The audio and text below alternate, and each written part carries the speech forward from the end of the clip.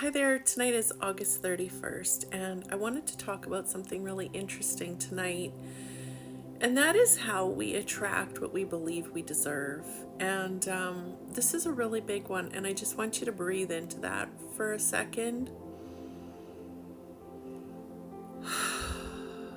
That we're attracting what we believe we deserve. So, what is it you've been attracting into your life?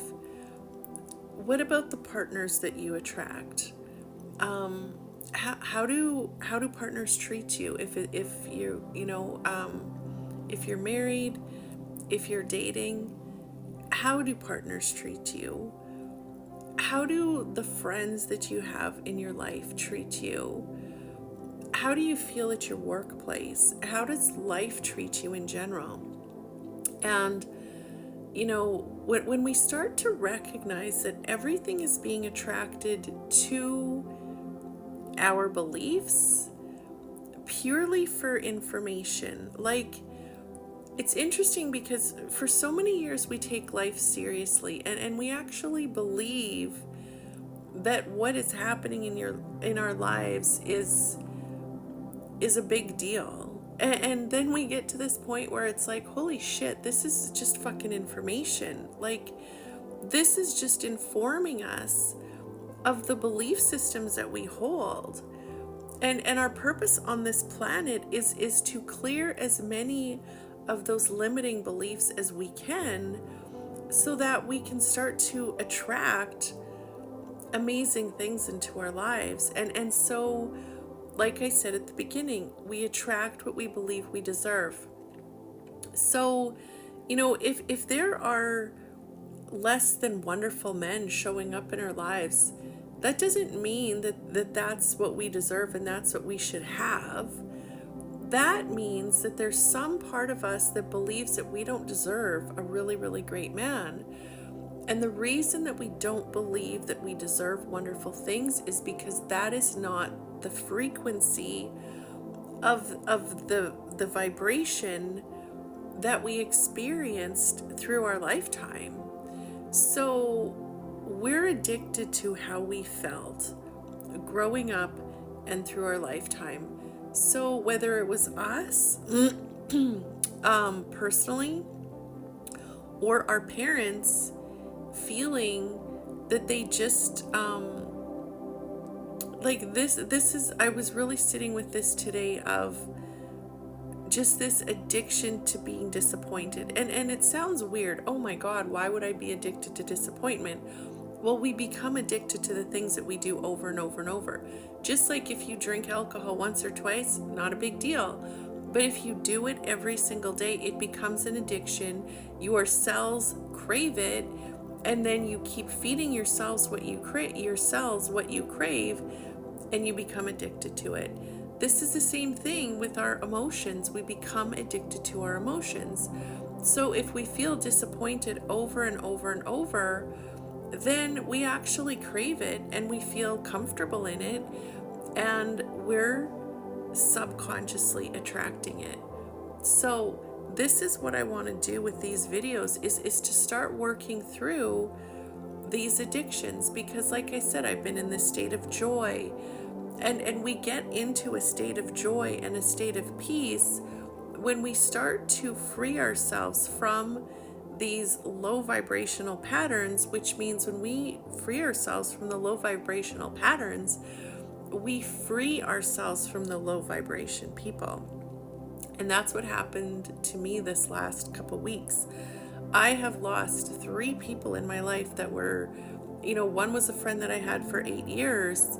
One was somebody that I was dating for like 6 weeks. Another one was another friend that I had for years. And I released all of these people, because what started happening is I started to heal those parts of me that believed that I deserved people that were untrustworthy and toxic. And so I was keeping them in my life. But as I started to heal these things, then I started to vibrate at a different frequency, which meant I wanted something different in my life. I didn't want, these like half-assed communicators and people that were toxic. And people that gave nothing. So this is what we get to do is we get to really, really, truly watch what we're doing in our life and start to question, like, why do I let these people in? What happened in my life that I always felt like disappointment was good enough for me? And a really, really big thing that I'm recognizing with a lot of my female friends is that we do not wait. We do not wait for men to pursue us. We're in this time where women have confidence. Women are very confident. I'm a very confident person. I have no problem asking someone on a date or starting to talk to someone. That doesn't bother me. But when I say I'm a confident person, I'm really sitting with that because I'm not confident enough to actually wait for a good man to show up.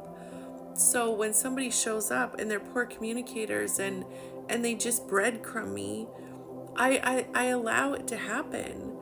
But what I realized is I was allowing it to happen because I had never had anything other than that in my lifetime. I had never seen anything other than that.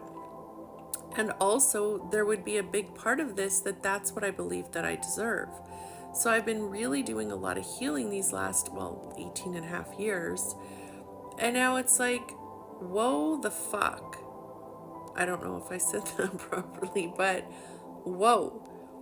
Stop the fucking presses here. Like, stop everything.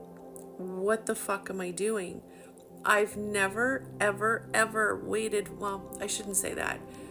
I've had men pursue me, but not in this way of, I'm a really good man and I really want you in my life. There's always been this, like, if they do pursue me, it's like, oh, but then the second they get my attention, they just, like I said, throw me fucking breadcrumbs. And I'm like, oh, I think this can work. No, why would I want it to fucking work with somebody that, like, right at the beginning shows me a lack of commitment and a lack of communication, and then I question myself. No, that's not healthy. That is not healthy at all, but that's what we believe we deserve. So let's work on that. Put your hand on your heart. Take some nice full deep breaths and just really feel your heart. And just recognize that your heart is hanging on to a lot of hurt from the past relationships, past friendships, from your parents' marriage, from their parents' marriages, from how you felt growing up. Just really sit with this feeling of being disappointed and being abandoned and feeling lonely in your relationships. Did you feel lonely even though you lived in a home? Did you feel lonely in your relationships where, yeah, you were with a person, but they weren't paying attention to you, they weren't loving you, they weren't adoring you? Did you feel lonely? Where do you feel lonely in your life? Where have you felt lonely in your life?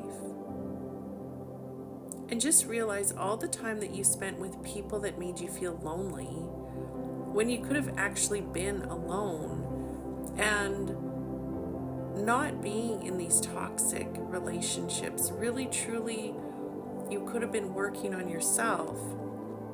And it's like, shoulda, coulda, woulda, that doesn't matter. But what I really want us to sit with is just allowing our hearts to heal and our brains to rewire what we deserve. So rewiring us to this state of, fuck, I can just wait for the right person to show up because I don't need someone else's attention. I don't need anything from anyone else, which means I deserve to have a really healthy relationship, a really healthy